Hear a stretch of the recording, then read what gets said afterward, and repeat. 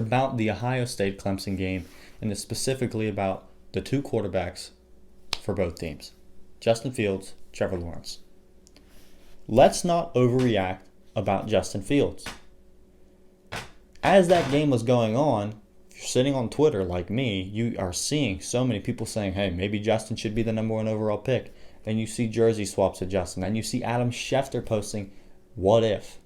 Like, I know Adam Schefter's just stirring the pot, doing what he has to do to be relevant on social media, but I kind of found it annoying. Justin Fields is great.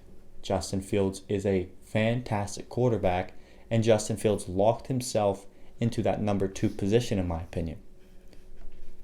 But we shouldn't, if Justin Fields is so good, this game shouldn't have come off as shocking. This game shouldn't have been something that was like, oh, he can do that?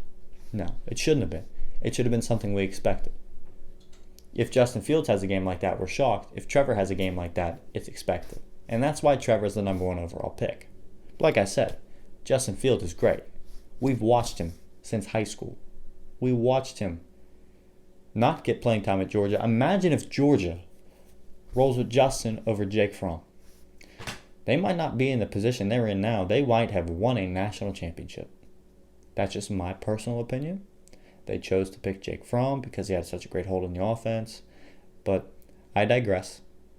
Justin Fields is a fantastic quarterback, and he's going number 2 overall, in my opinion. Now, if you listened earlier in the episode, you might know that I think the Jets might trade out of that position. So it might not be the Jets that take him, but I think he will be taken 2nd overall. Now, like I said, he's impressive. It was an impressive game.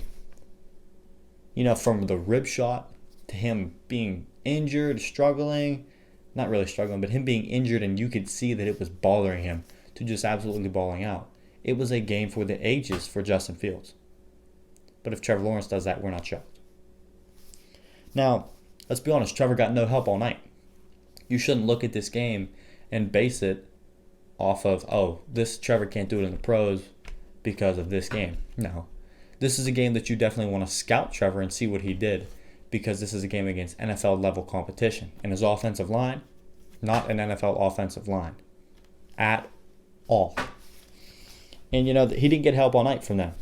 He got no time to pass the football and no time to really move in the pocket and make a play. Yet he still threw for like 300 plus yards and like 3 touchdowns. No interceptions. He fumbled the ball quite a bit, but yeah, when you're dropping back, you haven't even finished your 3rd step in your 3-step drop, and you're getting hit by a defensive end, that's quite a problem. You know, the play calling was also a little predictable. Clemson was out. Their offensive coordinator, Brian Elliott, was not able to be at the game or be in the booth because he had COVID, so he was out, and the play calling was predictable. I think they ran that fake pitch like 7 or 8 times, and it didn't work because Ohio State's number 1 job for the night was to slow down and stop the run of Trevor Lawrence. Let Travis Etienne be the guy that runs the ball, and they can stop that. They knew they could stop that, and they did, because they knew if they shut down Lawrence, the run game was easy to shut down because that offensive line was bad, and it showed. Trevor Lawrence is still the number 1 overall pick. And, you know, I kind of had a video last week with my brother where we discussed the possibility of the trading of the number 1 overall pick. Come on now. You don't actually think we think that the Jaguars would trade the number 1 overall pick? Come on. We were doing it for discussion purposes pretty much only. We know that Trevor Lawrence is going to get picked number 1. We know that. It's a fact at this point. The guy has been the projected number 1 overall pick pretty much since coming out of high school. There's been no quarterback typed up like him since Andrew Luck. That's a fact. Justin Fields is great, but he's always been behind Trevor, and that's going to continue. Even if he balls out versus Alabama and Ohio State wins the national championship, I still don't think it's going to elevate him to above Trevor. Now it may, and I may have to eat my words on this one, and I will eat my words on this one if that ends up becoming a fact and the truth. But as of right now, I just don't see how it can be. But I love Justin and I love Trevor. They are both going to be good NFL quarterbacks wherever they go. Wherever they go. They're franchise guys, in my opinion.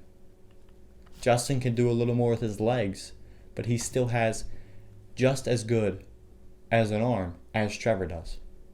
Trevor's a true leader. Trevor's a great guy. And, my favorite moment of the game on Saturday was when Trevor walked off for what might have been his last time on the field, and Dabo kind of covered his eyes because Dabo knew he was going to be crying, and Dabo wanted everybody to know, hey, keep your head up. You're our guy. You were our guy. You're the absolute best I've ever seen, and I'm proud of you, kid. And he didn't want people to see Trevor upset and crying because this is a guy that the spotlight has been on for 3 years. This is the guy that the spotlight is going to continue to follow for the next 10 to 15 if he stays healthy. Knock on wood that he doesn't have a serious injury, but it's always possible. It's always possible, and I hate to even think about that. But I'm just excited for the future of the NFL because there are young quarterbacks coming in every single year that are just absolutely great. We got 2 to 3 maybe this year, 2 to 3 the year prior, and 2 to 3 the year prior to that. So it's just crazy the amount of young quarterbacks coming in the NFL. The quarterback market is starting to become just overwhelmingly full. There's so many guys. It almost feels like there's more guys that can be starters in the league than there is starting positions, and I don't feel like we've had that problem within the last 10 years. So that's an exciting problem to have as an NFL fan and as someone who follows the NFL.